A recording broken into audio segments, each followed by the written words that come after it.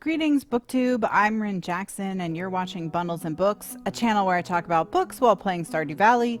This video will be my second weekly check-in for BECCA'S Bookoplathon. I let BECCA'S Bookopoly board choose my TBR for September. I'll link the video for that down below in the video description, along with a link to BECCA'S announcement video with all the information on how to participate, so you can check it out for yourself.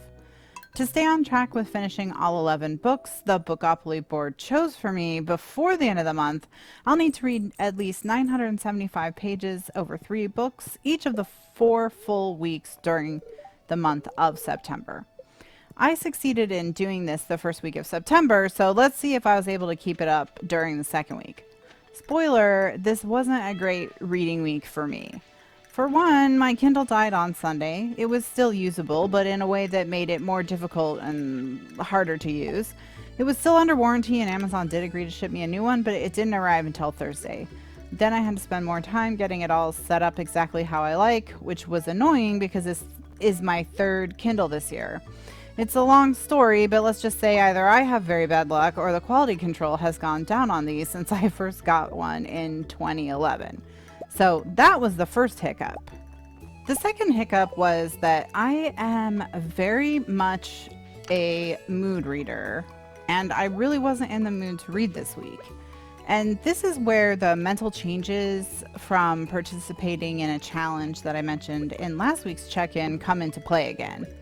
Normally, if I don't feel like reading, I just don't read, and that's that. There's no guilt, no stress, it's not a big deal. But this week, I felt the pressure of I should be reading right now crop up every now and again, and I didn't love that. Like an occasional feeling that I was procrastinating when I was doing other things, and that's not an energy that I need or want in my life or my leisure time, so it's been good to learn this about myself. I'll need to think creatively about the ways in which I could enjoy participating in challenges without having these kinds of feelings crop up. So now that I've talked about everything other than books, let's chat about what I did read. The first book I read this week was The Only Good Indians by Stephen Graham Jones. I chose this book for the Own Voices prompt because the book follows 4 Blackfeet men and the author is a member of the Blackfeet Nation. This is the second book I've read this year by Stephen Graham Jones, and I've been impressed by both of them. He has a real knack for writing on 2 levels in a way where it's easy to absorb the deeper themes without feeling like you're doing work to analyze the text. So sometimes when you read a book, it takes work to move beyond the surface level plot to the underlying themes. Some books require so much work to unpack the deeper themes that you can read the entire book and miss them completely if you're not in the mood for literary analysis. The opening scene of this book perfectly sets up both the surface level plot and the deeper themes that will be explored throughout the book. I'm not going to describe it because I think you should experience that scene for yourself without expectations. But in The Only Good Indians, 4 friends kill elk on land reserved for their tribal elders. On their way out of the area, they run into law enforcement and are forced to abandon the meat. So the elk have been killed for nothing and the meat will go to waste. So yes, this is a horror novel about a monster, but it is also a book about grief and revenge. It's a book about identity and tradition and the cost of abandoning tradition. It explores the many different ways to express Indigenous identity and the steep prices Indigenous people pay for small mistakes. It's absolutely worth your time, and I rated it 5 stars.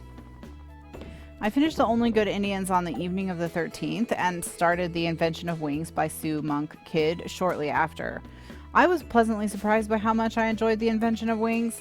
I haven't been particularly drawn to historical fiction lately, and something about the jacket made it sound like it might be a bit of a slog. I was absolutely wrong about that. This book has 2 narrators, abolitionist and suffragist Sarah Grimke and her personal slave Handful. Both of these women were real people. Much is known about Sarah Grimke because she was a public figure who spoke often of her firsthand experience with slavery as part of her abolitionist work. Little is known about Handful other than what Sarah herself said or wrote, primarily that Sarah broke South Carolina law to teach her how to read. Sue Monk Kidd does an excellent job of giving Handful a voice equal to Sarah's, and her narrative is no less compelling for being primarily fictionalized. She feels every bit as grounded in reality as Sarah, and her insights are no less powerful. The primary theme of the book is equality. Racial equality and gender equality are both discussed, as well as the intersection of racial inequality and gender inequality. Because the narrators are a slave and an abolitionist, another major theme of the book is the evil of slavery and the necessity of resistance. Handful knows the evils of slavery firsthand, of course, and Sarah is constant witness to the abuses because her parents are slave owners.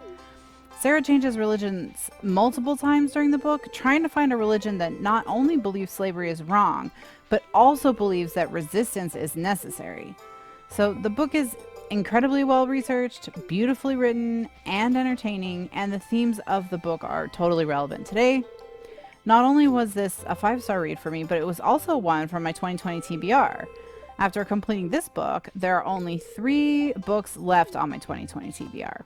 They're all over 800 pages, so that's not great, but at least there's only 3 of them now. Right before I finished reading The Invention of Winks, I injured my lower back, and at that point it was late on the 14th. So I saw that I basically had 3 choices.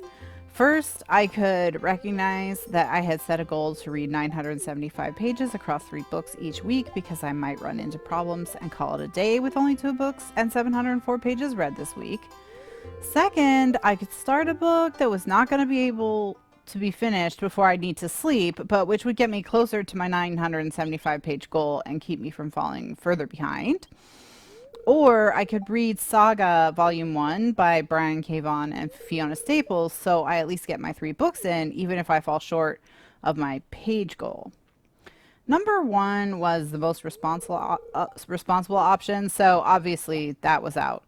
With the second option, I was afraid I might try to push through and finish the entire book due to my completionist tendencies, which left option 3 as the compromise position. But my back was hurting so much, too much to sit up and hold a tablet. So instead, I got a lidocaine patch and an ice pack to lie on and started listening to The Whale, a love story by Mark Beauregard. This book is about Herman Melville's obsession with Nathaniel Hawthorne during the time when they were neighbors in the Berkshires. I got about 40% of the way through the book. I don't want to say too much about it now because I'll be talking about it in depth during my week 3 check-in. But so far I'm not loving it, but I'm also not hating it enough to put it away forever either.